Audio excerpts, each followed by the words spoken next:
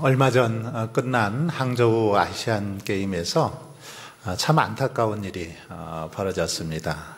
롤러스케이트 300m 계주 결승에서 우리나라 마지막 이 주자가 이제 금메달을 다 딴 줄 알고 미리 결승선에 도착하기도 전에 막 세리머니를 했습니다. 너무 좋아서 막 세리머니를 했는데 그러는 사이에 이 대만 선수가 발을 먼저 내밀어서 그만 우리나라가 0.01초 차이로 뒤져서 은메달을 따는 그런 아주 불상사가 일어났습니다.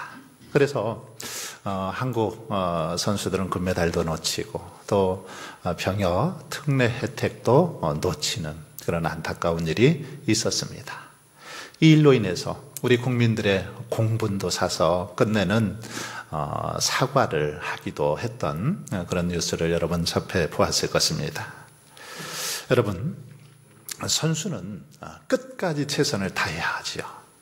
조금 한 1초 정도, 몇 초 정도 세리머니 안 해도 되지 않았겠습니까? 다 들어온 다음에, 우승한 다음에 세리머니 해도 되었을 텐데, 딴 줄 알고 세리머니를 했다가 그 사이에 그렇게 금메달을 놓쳤으니 얼마나 안타깝고 억울합니까?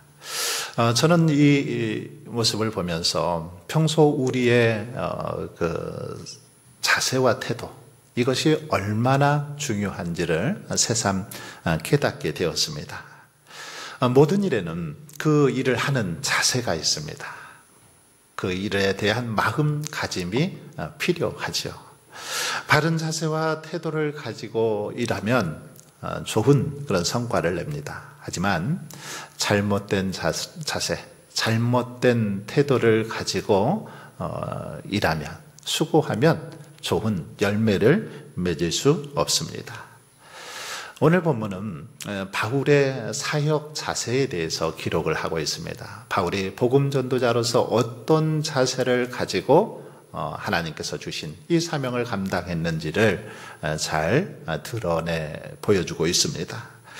이 시간은 바울이 어떤 자세로 사역을 감당했는지 살펴보면서 함께 은혜를 나누고자 합니다.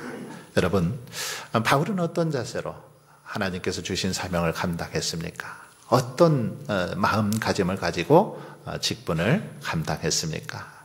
먼저 오늘 말씀에 보면 바울은 어떤 상황 속에서도 낙심하지 아니했다, 이렇게 고백합니다.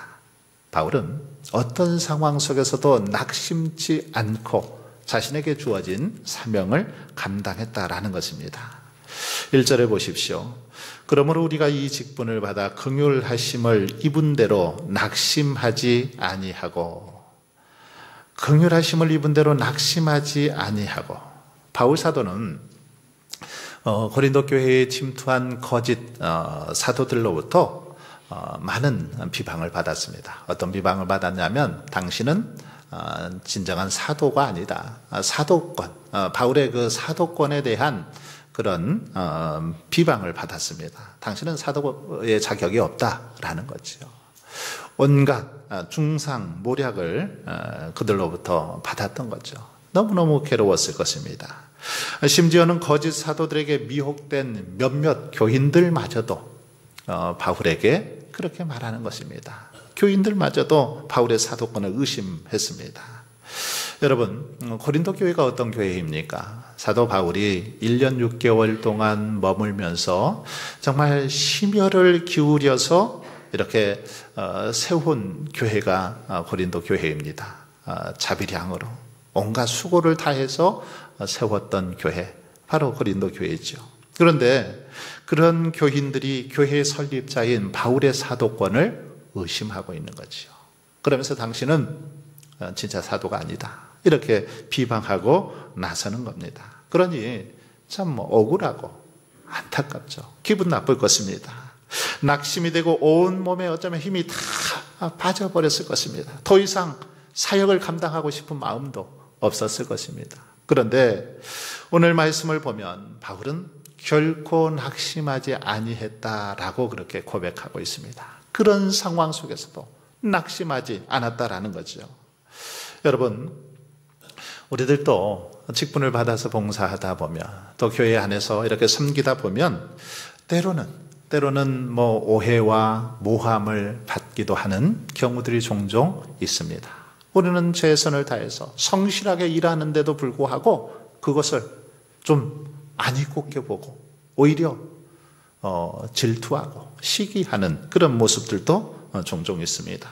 특히 남달리 아주 열심히 이렇게 봉사하는 성도들의 모습을 보면서 그런 경우들이 교회 안에 가끔씩 있는 걸 볼 수 있습니다.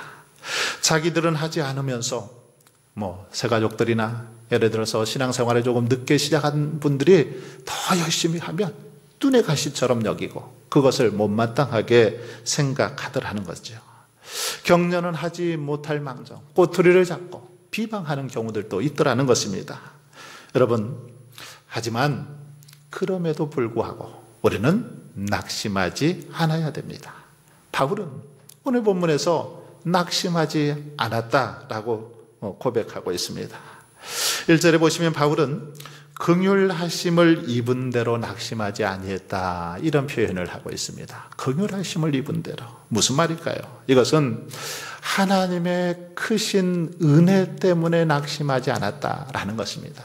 바울이 성도들의 그런 비방 속에서도, 거짓 사도들의 모함 속에서도 낙심하지 않고 절망하지 않는 것은 하나님의 긍휼 때문에, 하나님께서 베풀어 주신 은혜를 생각하니까 낙심할 수 없었다, 이런 지금 말입니다. 아시다시피 바울은 그리스도를 만나기 전에 교회를 핍박하던 자였죠. 누구보다 앞장서서 교회를 박해했던 그런 사람이었습니다. 그런 바울에게 지금 우리 하나님께서 사도의 직분을 맡겨주셨습니다. 그전에는 박해자요, 핍박자요, 오히려 걸림돌이었던 그에게 하나님께서는 이제 사도의 직분을 주셨다라는 것입니다. 이렇게 사도의 직분을 맡겨주셨는데, 맡겨주신 이유는 다른 게 아닙니다. 바로 하나님의 전적인 은혜 때문이라는 것입니다. 하나님의 크신 은혜, 하나님의 긍휼하심 때문이라는 거죠. 마찬가지로 오늘 우리에게 하나님께서 직분을 맡겨주신 것도 하나님의 크신 은혜 때문입니다. 우리는 모두 멸망받기에 마땅한 죄인들이죠. 우리의 노력으로, 우리의 의로 하나님 앞에 설 수 있겠습니까? 도저히 설 수 없는 그런 죄인들입니다. 그러나 그럼에도 불구하고 하나님께서는 저와 여러분을 한없는 은혜로 용서해 주시고 하나님의 자녀 삼아 주셨습니다. 뿐만 아니라 이렇게 귀한 직분을 우리에게 허락해 주셨으니 얼마나 크신 은혜요. 감사한 일입니까?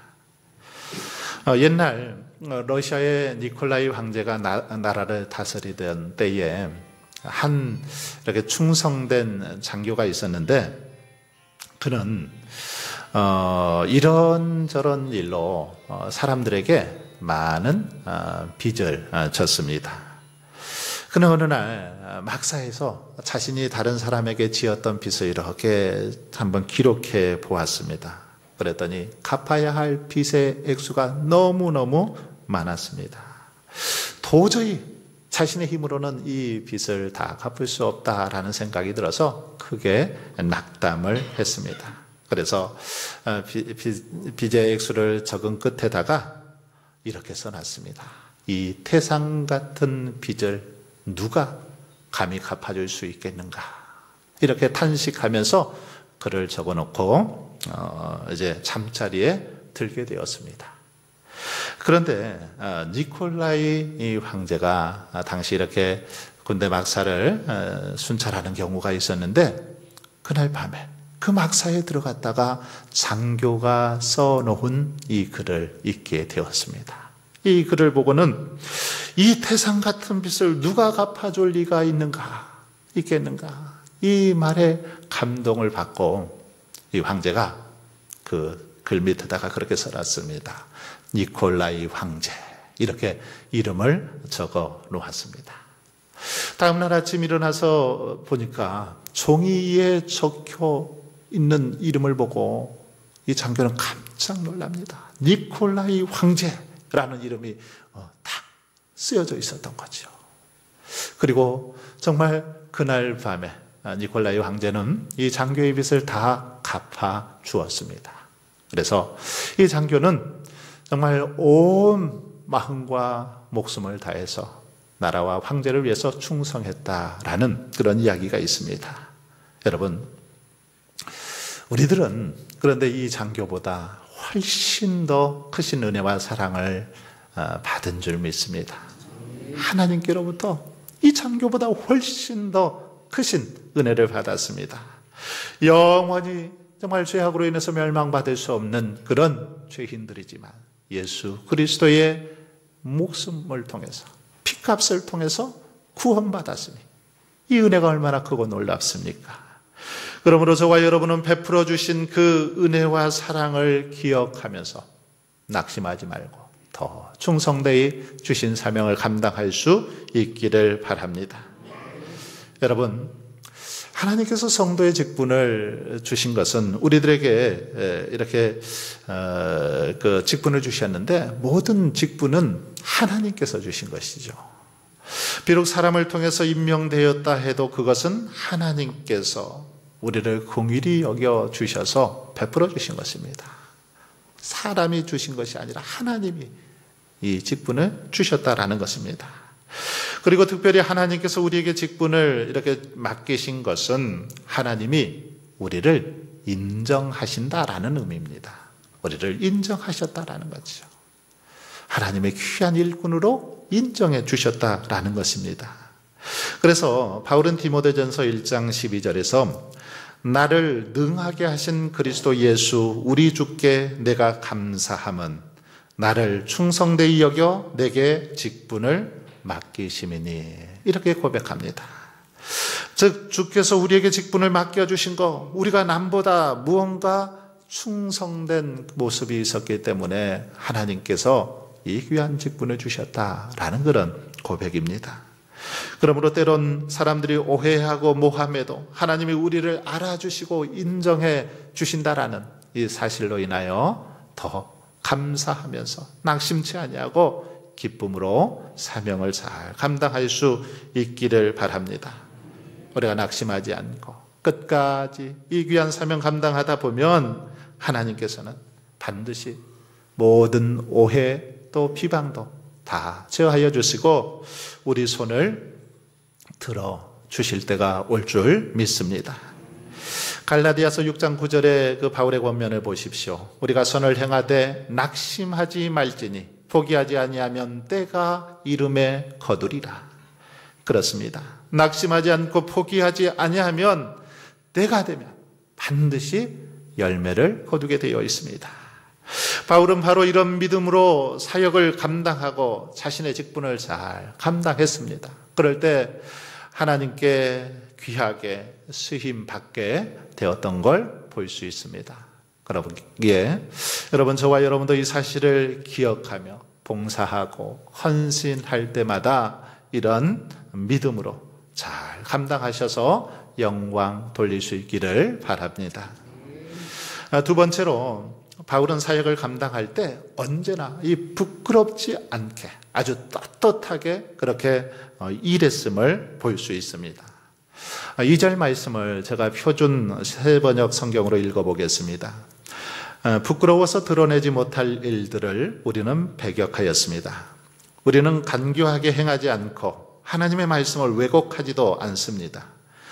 우리는 진리를 밝히 드러냄으로써 하나님 앞에서 모든 사람의 양심에다가 우리 스스로를 떳떳하게 내세웁니다. 여러분, 바울은 대적자들로부터 성도를 속이는 자다라는 그런 비방을 받았습니다. 간교하게 일한다, 이런 비방을 받았습니다. 모함을 받기도 했죠. 그렇기 때문에 이 말씀을 통해서 바울은 자신은 그렇지 않다, 그런 불의한 일을 행하지 않았고 아주 떳떳하게 나는 사역했다라고 그렇게 지금 해명하고 있는 것입니다. 여기 보면 먼저 바울은 숨은 부끄러움의 일을 벌였다라고 그렇게 말하죠. 부끄럽게 행동하지 않았다라는 것입니다. 율법주의자들은 바울이 율법을 지키지 않는다고 비난했습니다. 그러나 정작 그들이야말로 사람들이 보지 않을 때 율법을 범하는 행위를 앞장서서 했던 자들이 바로 율법주의자들이죠. 그러기에 바울은 에베소서 5장 12절에서 저희의 은밀히 행하는 것들은 말하기도 부끄러움이라 이렇게 그들을 책망하고 있습니다. 여러분, 우리 직분자들은 어떤 일을 감당하든지 간에 부끄러움지 않게 해야 되죠. 은밀하게 숨어서 하는 부끄러운 일들 하지 않아야 됩니다. 사람들 앞에 부끄럽지 않도록 해야 된다는 거죠. 즉, 음행이나 도박이나 사기, 모든 어떤 불법 이런 것들 우리의 삶에서 나타나지 않도록 떳떳하게 일해야 한다는 겁니다. 바울은 또한 속임으로 행하지 아니했다라고 말합니다. 대적자들로부터 속이는 자라는 그런 모략을 당했습니다. 성도들을 속여서 그들의 재산을 탈취하는 자다라는 그런 소리를 들었습니다. 그런데 이것에 대해서 바울은 이렇게 말하고 있습니다. 사도행전 20장 33절로 35절에 보면 바울은 그렇게 말합니다. 내가 아무의 은이나 금이나 의복을 탐하지 아니하였고 여러분이 아는 바와 같이 이 손으로 나와 내 동행들이 쓰는 것을 충당하여 범사해 여러분에게 모본을 보였노라. 이렇게 말하고 있습니다. 무슨 말입니까? 바울은 성도들을 속이지도 않고 자신은 남의 물건 탐하지도 않았다, 탐욕을 품지도 않았다라는 것입니다. 오히려 필요한 것, 사역을 하면서 필요한 것은 자신의 그 일을 통해서 충당해서 그 일들을 감당했다. 직접 일하여 충당함으로 모본을 보였다. 이렇게 답하고 있는 걸 볼 수 있습니다. 여러분, 성도들의 재산을 속여서 갈취하는 사람들, 이단들이죠. 이단들이 앞장서서 하는 그런 모습들입니다. 이단들의 특징, 속여서 탈취하는 일이 굉장히 아주 빠르죠. 어떻게든지 아주 교묘하게 속여서 탈취합니다. 뿐만 아니라 성도들의 마음을 혼잡하게 하는 자들, 이단의 특징입니다. 말씀을 혼잡하게 하죠. 본문에 보니까 혼잡하게 한다라는 그런 표현이 있는데 여기서 혼잡하게 하다라는 말은 그런 의미입니다. 마치 어떤 약에 이물질을 섞어서 그 약의 질을 떨어뜨리는 것처럼 순수한 복음에 필요 없는 것을 섞어서 복음의 능력을 떨어뜨리는 것, 이것을 혼잡하게 하다라는 말입니다. 복음의 잘못된 사상, 잘못된 어떤 그 해석을 집어넣어서 복음의 본질을 왜곡시키는 것, 이것이 바로 혼잡하는 것입니다. 그렇습니다. 이단들은 복음에 자신들의 사상을 섞어서 전하죠. 그래서 진리를 왜곡합니다. 혼잡하게 합니다. 하지만 직분자들은 그리스도의 순수한 복음의 진리만 전해야 되는 줄 믿습니다. 우리 성도들은 순수한 그 진리의 말씀만 전해야 합니다. 그리고 바울은 본문에 보면 하나님 앞에서 각 사람의 양심에 대하여 스스로 추천한다, 이렇게 말하고 있습니다. 여러분, 우리 인간의 양심은 비록 인간의 타락 이후 좀 무디어지고 또 왜곡되어지기도 했지만, 그러나 그럼에도 불구하고 선한 양심은 여전히 진리를 분별할 수 있는 그런 능력이 있습니다. 그래서 바울은 자신이 진실한 사도라는 사실을 억지로 고린도 교인들에게 설득시키려 하거나 또 자신의 권위를 앞세워서 그들로부터 인정받으려고 하지 않았습니다. 오직 이 고린도 교회 교인들의 양심이 자신의 그 사도로서의 진실성을 알아주기를 바랐을 뿐이죠. 그들의 양심이 있다면 나를 진정한 사도로 인정해 줄 것이다, 이렇게 바랬다라는 것입니다. 고린도후서 5장 11절은 이런 사실을 잘 보여줍니다. 우리가 주의 두려우심을 알므로 사람들을 권면하거니와 우리가 하나님 앞에 알려졌으니 또 너희의 양심에도 알려지기를 바라노라. 하지만 이에 반해서 고린도 교회에 침투한 거짓 사도들, 이단들은 어떻습니까? 폭력과 그리고 무력으로 성도들의 때로는 막 뺨까지 때리면서 자신들의 권위를 인정받으려고 했습니다. 자신들의 권위를 인정해 주지 않으면 폭력까지도 썼다라는, 아주 강압적으로 인정해 달라고 그렇게 하고 있는 그런 모습을 볼 수 있습니다. 여러분, 물론 우리들이 일을 하다 보면 사람들이 알아주기를 바랄 때도 있습니다. 알아주기를 원할 때가 있죠. 그래서 때로는 자기 자랑을 할 때도 있습니다. 그러나 사람들 스스로의 양심으로 인정해 주지 않는 인정, 소용이 없습니다. 양심을 따라 스스로 인정해 주어야만 참된 진정으로 인정을 받게 되는 거죠.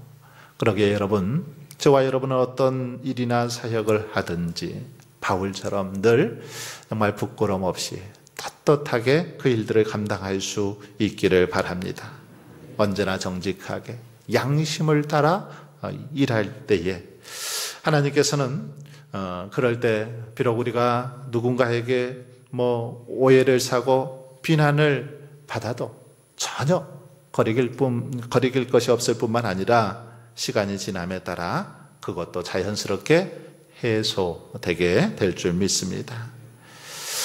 마지막으로 사도 바울은 사역을 감당할 때 자신의 유익을 드러내기보다는, 자신을 드러내기보다는 바로 예수 그리스도를 드러내기에 힘썼던 걸 볼 수 있습니다.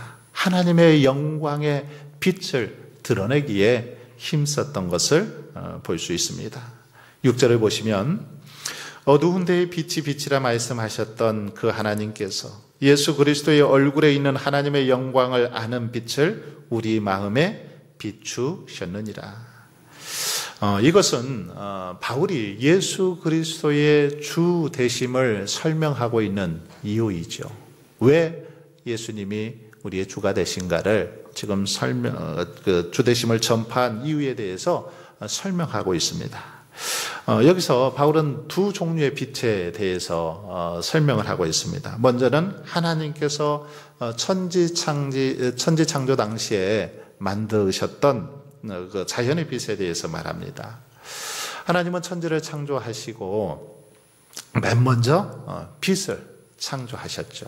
창세기 1장에 보면 빛을 제일 먼저 창조하십니다. 하나님이 이르시되 빛이 있으라 하시니 빛이 있었고, 창세기 1장 3절 말씀이죠. 바로 이렇게 빛을 창조하셨는데 이 빛으로 하나님께서 창조하신 그 만물들이 이렇게 모습이 드러나게 되었습니다. 빛이 임하자 모든 그런 사물의 모습들이 드러나게 되었다라는 거죠. 이처럼 첫 번째 창조의 빛은 사물을 분간하는, 사물을 구분하는 그런 빛입니다. 그리고 다음으로 영적인 빛, 제2의 창조의 빛에 대해서 말하고 있는데, 이것은 예수 그리스도가 가지신 하나님의 모습을 알아볼 수 있는 그런 빛이다라고 말할 수 있습니다. 하나님의 모습을 알아볼 수 있는 빛, 영적인 어떤 빛이라고 말할 수 있죠. 이것은 성도를 창조하는 빛이요, 바울이 다메섹 도상에서 받은 빛이기도 합니다. 사도행전 9장 3절에 보면 사울이 길을 가다가 다메섹에 가까이 이르더니 호련히 하늘로부터 빛이 그를 둘러 비추는지라, 이렇게 기록되어 있습니다. 바울은 이 빛을 받았습니다. 다메섹 도상에서 호련히 하늘로부터 비치는 그 빛을 받았는데, 이 빛으로 인해서 어떻게 됩니까? 영안이 열리게 되죠. 바울의 영안이 열립니다. 그래서 그전에는 예수 그리스도를 핍박하고 믿는 자들을 박해하던 그가 이제는 예수 그리스도께서 하나님이심을, 하나님의 아들이심을 깨닫게 되는 것이요. 영안이 열리니까, 이 빛을 통해서 영안이 활짝 열리니까 하나님의 세계를 볼 수 있었다라는 것입니다. 여러분, 우리는 어두운 데서 영원히 멸망받을 수밖에 없었던 그런 죄인들이 있지요. 하지만 그런 우리들에게 그리스도를 통해서 생명의 빛을 하나님께서는 비추어 주셨습니다. 그래서 우리들도 하나님의 자녀가 되었고, 또 하나님께서 이렇게 사랑하시는 귀한 믿음의 삶을 살게 되었다라는 것입니다. 그러니 참으로 감사한 일이요, 큰 은혜이죠. 그러나 우리 주변에는 아직도 이 하나님을 알지 못하고 살아가는 많은 영혼들이 있습니다. 여전히 깜깜한 죄악 가운데 그렇게 파묻혀서 살아가는 많은 사람들이 우리 주변에 있는 걸 볼 수 있습니다. 여러분, 그런 사람들에게 이제 우리가 어떻게 해야 됩니까? 이제 우리가 받은 이 빛, 생명의 빛을, 구원의 빛을 그들에게 비추어야 합니다. 우리가 경험한 예수 그리스도의 빛을 그들에게 전해야 된다라는 거죠.